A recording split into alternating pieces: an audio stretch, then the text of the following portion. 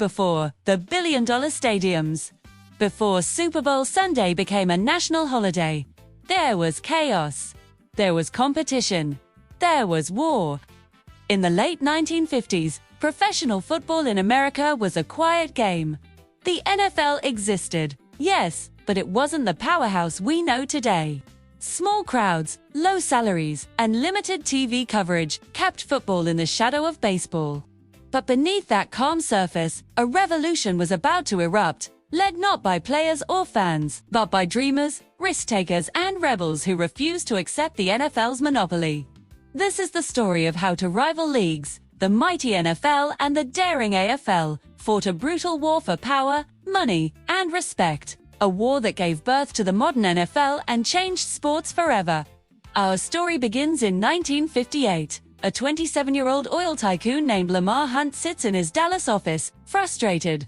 He wants to buy an NFL franchise, but the league keeps rejecting him. No room for expansion. They say too risky, they say. But Lamar Hunt isn't a man who accepts rejection. Instead, he makes a bold decision. If he can't join the NFL, he'll build his own. He calls it the American Football League, the AFL, a name that would soon shake the foundations of the sport.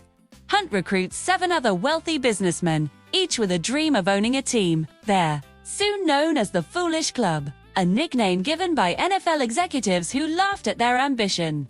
But what the NFL didn't realize is that these fools were about to change everything. The AFL forms teams in cities the NFL ignored: Buffalo, Boston, Denver, Houston, Kansas City, and others hungry for football. Unlike the NFL, they focus on energy, excitement, and accessibility. They introduce cheerleaders, colorful uniforms, and aggressive offense. Games are faster, riskier, more entertaining, built for television, not tradition. And when they start offering players real money, double or even triple what the NFL pays, college stars begin to switch sides. That's when the NFL realizes this isn't a sideshow, it's a threat. The year is 1960, and the war officially starts. Both leagues begin drafting college players, often the same players. Secret meetings in hotels, hidden contracts, young men caught in bidding wars between two leagues desperate for legitimacy.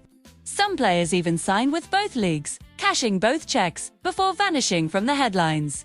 It's chaos, an expensive chaos at that. The NFL tries to intimidate the AFL, but the AFL signs Joe Namath, Lance Alworth, Len Dawson, and other future legends. The talent is no longer one-sided, and the fans they're beginning to notice. Slow.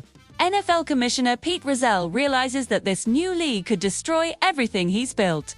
He launches a counterattack, expanding the NFL into new cities to block the AFL's growth. The Minnesota Vikings, the Dallas Cowboys, all born as strategic weapons in this turf war. Rozelle tells his owners, if we lose television, we lose everything. So the NFL partners with CBS, while the AFL partners with ABC, Slods.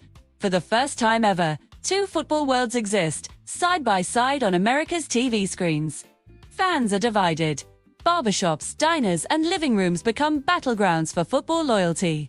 It's not just a sport anymore, it's a cultural war. Television becomes the ultimate weapon. The AFL, younger and flashier, embraces it completely. They broadcast in color, experiment with camera angles, and mic up players' calls. Then the league that listens to fans. Suddenly, the NFL looks old-fashioned by comparison. Sponsors love the AFL's energy. Advertisers start bidding higher. And while the NFL still holds prestige, the AFL owns the future. The league's young audience loves the high-scoring games, the showmanship, the spectacle. America's next generation is falling in love with the AFL, but glamour comes at a cost. Both leagues are bleeding money. The AFL's first few years see teams losing millions just to stay alive. Owners mortgage businesses, homes, and reputations. In 1963, the AFL's Dallas Texans relocate to Kansas City, becoming the Chiefs, just to survive. Still, Lamar Hunt refuses to quit. He tells his fellow owners, if we can survive the storm, we'll own the future of football. And he's right. Because that same year, the NFL starts feeling the financial pressure too. Player salaries triple. Contract disputes explode. The war is unsustainable, and both sides know it. 1965 becomes the turning point. The AFL makes a statement by signing Joe Namath, a star quarterback from Alabama, for an unheard-of $427,000 contract, the richest in sports history at the time. The move stuns the NFL. Namath becomes an instant celebrity, handsome, cocky, and charismatic. Broadway Joe isn't just a player, he's a brand. And the AFL suddenly looks cooler than the NFL. The fans are switching sides. TV ratings soar. The NFL can no longer ignore them. Behind closed doors, secret merger talks begin. But neither side wants to look weak, so they agree on a temporary truce and one ultimate showdown, a championship game between the two leagues.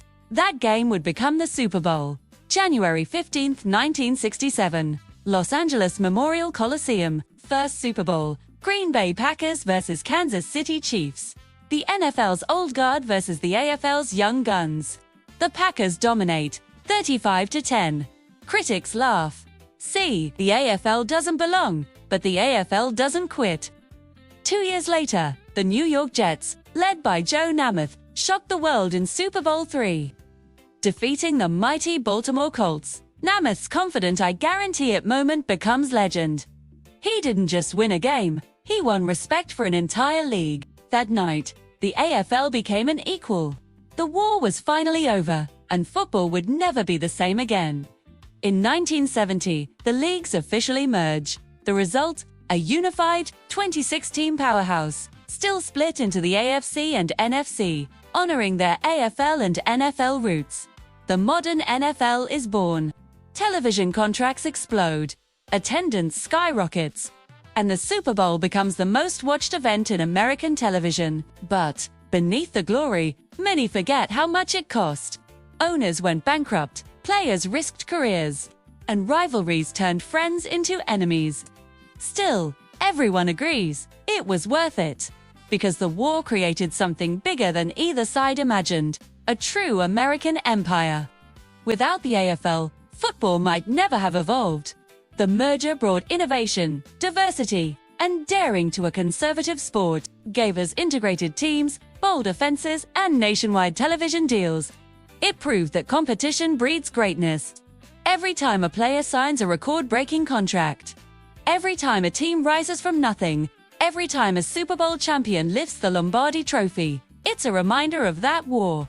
A war fought not with guns or bombs, but with contracts, cameras, and courage. So the next time you sit down on a Sunday night, watching the NFL's bright lights and roaring crowds, remember this.